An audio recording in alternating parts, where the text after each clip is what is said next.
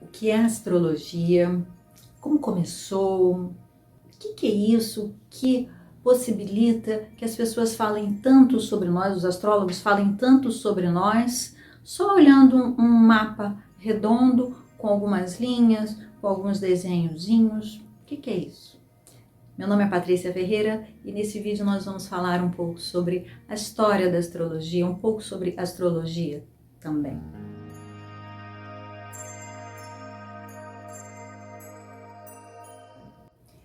O que é a astrologia? A etimologia da palavra nos dá uma boa pista. A etimologia da palavra vem do grego e quer dizer observação dos astros, observação então do céu, dos planetas, do movimento dos planetas. Como surgiu a astrologia? Justamente dessa observação do céu. Os homens, há milhares de anos atrás, observaram que em determinados planetas, em determinadas constelações zodiacais agiam de modos diferentes e que era bom para plantar tais alimentos em determinados planetas ou tal. Eu sei que, por exemplo, que o carvalho tem relação com Saturno. O carvalho é uma árvore que dura muito tempo e demora para crescer. Mas eu já tive um tempo na roça também, um tempo numa fazenda, e lá eu aprendi que tinha uma árvore lá que tinha que cortar na lua minguante. Por quê? Porque senão dava broca. Eu não sei se todas as árvores são assim, mas eu sei que aquela árvore, não, isso aí tem que cortar na lua minguante, porque senão dá broca. E eu acho esse conhecimento muito interessante e fala muito de uma conexão, né? Nesse caso da lua, né? Então a lua com a árvore, para não dar bichinho, mas também fala de nós, né? Os planetas vão falar, vão simbolizar as nossas emoções. Os planetas no mapa natal justamente são uma fonte de símbolos. Eles não significam apenas uma coisa, eles significam várias coisas. Voltando para a história da astrologia e como ela surgiu, depois de observar que os planetas tinham uma interferência não, eles sugeriam algumas coisas nas plantações, começou-se a fazer o mapa dos reis, o que demorava muito naquela época. E era só dos reis porque os reis representavam a comunidade. Não era possível um camponês ter uma vida pessoal, eu vou fazer o que eu quero, vou morar onde eu quero. Não era possível, era mais seguro viver numa comunidade sobre os auspícios do rei, né, sobre o comando do rei, mas sobre também a segurança daquele reinado. Então, via-se o mapa dos reis justamente para saber sobre a segurança daquela comunidade. Por exemplo, se tivesse guerra, Marte em Áries significa guerras, né? Então, poderíamos pensar que naquele momento seria auspicioso para a guerra ou não, dependendo dos outros aspectos do mapa. Então, como eu falei, demorava-se muito tempo para fazer. Com o tempo, foi se fazendo o mapa dos indivíduos, quando ficou mais fácil fazer também, né? Foi se fazendo o mapa dos indivíduos e observando mais como é que a pessoa agia, né? Então, a pessoa, dando o exemplo de Marte novamente, uma pessoa que tem Marte em Áries, ela vai ter muito mais iniciativa, ela vai ter muito mais, pode ser um pouco agressiva também, inclusive violenta. Então, um homem, menino naquela época, com Marte em Áries, daria um bom guerreiro. Vamos treinar esse menino. É uma pessoa aguerrida, uma pessoa que vai adiante. Por exemplo, também uma pessoa com Netuno em Peixes, é uma pessoa muito criativa, uma pessoa que pode estar ligada às artes.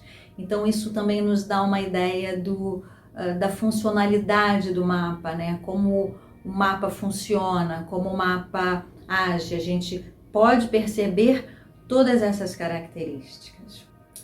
Enfim, essa foi um pouquinho da história da astrologia e agora vamos para como funciona a astrologia. A astrologia funciona, eu trouxe um mapa aqui para mostrar para vocês. Aqui o mapa, aqui são os planetas, vou chegar um pouquinho mais perto, são os planetas. Aqui ao redor são os signos.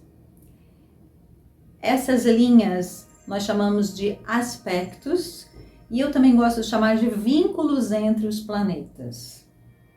E aqui são casas, tá? Cada quadradinho, casa 1, casa 2, casa 3. Aqui é a linha do horizonte, então esse aqui é o ascendente, por exemplo. O ascendente dessa pessoa é Capricórnio. Ascendente Capricórnio, a lua em touro e o sol em virgem. Então essa pessoa é bastante produtiva, é uma pessoa que provavelmente deve ser bastante trabalhadora, é importante a produção, é importante o trabalho para essa pessoa, é como se o trabalho desse um significado especial à vida dela. Sabendo dessas características, podemos atuar melhor no mundo. Sabendo das características do meu mapa, do potencial que ele traz, a gente pode, sem dúvida, atuar melhor no mundo. Eu dou sempre um exemplo de... antes de estudar astrologia, eu fui numa astróloga chamada Magali e ela me disse assim, mas você é muito criativa. E eu quase olhei para trás, porque não era comigo que ela estava falando, eu não me via criativa. Mas hoje não, hoje eu já sei que eu tenho essa criatividade, estudando o mapa e amadurecendo um pouquinho mais. Eu já percebo que eu tenho essa criatividade, então o mapa pode trazer essa criatividade, esse discernimento, esse conhecimento dos nossos potenciais, saber também as nossas dificuldades, né? Dando o exemplo, por exemplo, de uma pessoa com Marte em Áries. Pode ser uma pessoa bem paciente, pode ser uma pessoa egoísta, mas também pode ser uma pessoa muito dinâmica, pode ser uma pessoa que boa para desbravar, para fazer iniciativas. Começa esse novo projeto, é muito bom. Saber dos nossos potenciais, saber como usá-los, isso é o estudo do mapa astral. Então, estudar sobre seu mapa eu falo que é uma luz no nosso caminho. Estudar o mapa ajuda bastante, porque nos traz essa clareza para caminhar na vida. A gente também não falou, mas temos os trânsitos astrológicos. Os trânsitos astrológicos são esses planetas, ao redor do tempo eles vão andando aqui por fora. Neste mapa, tem aqui, por exemplo, aqui, aqui e aqui. E isso quer dizer o quê? Que esses trânsitos fazem determinados aspectos e é aí que a nossa vida muda. Tem algumas mudanças que a gente fala assim, nossa, não sei o que aconteceu, mas muda. Os trânsitos astrológicos são positivos? Não. É a natureza, é o cosmos. É assim como todo dia chega a noite. Todo final da noite chega o dia, né? Tem primavera, verão, outono e inverno. Então é os ciclos da vida. Os trânsitos nos falam de momentos de amadurecimento da nossa vida. Também, isso a gente vê a partir do estudo do mapa. A partir disso nós podemos saber que característica que esse planeta está sugerindo ou solicitando, qual o meu aprendizado aqui, né? Em que local, em que casa. Então é bem interessante. Os planetas são a ação. Os signos são digamos assim, o tom, né? O tom, as características. E as casas a gente chama de palcos. Então são palcos da vida, são locais, são situações onde os planetas vão atuar em determinadas questões. Aproveitando que é uma pergunta que sempre aparece, a casa vazia. E se não tenho nada na casa? Vou dar um exemplo. Aqui, casa 2, casa de ganhar dinheiro, por acaso. Casa 2, aquário. Mas onde é que está o regente? Toda casa tem um regente. Onde é que está o regente? Está aqui em Urano e em Escorpião, ao lado da Vênus. Na casa 11, casa de grupos, de amigos, de pessoas. Então isso vai trazer características que podem ajudar essa pessoa, por exemplo, também deve ser bastante criativa, sem dúvida nenhuma. É a hora que ela conecta com a intuição dela, ela fica bastante criativa.